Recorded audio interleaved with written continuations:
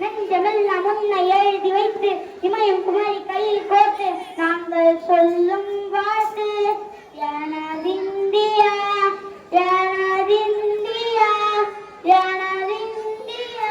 அந்த வானமெட்ட சொல்ல வந்தே மாதளம், பூமி அங்கும் சொல்ல வந்தே மாதளம்.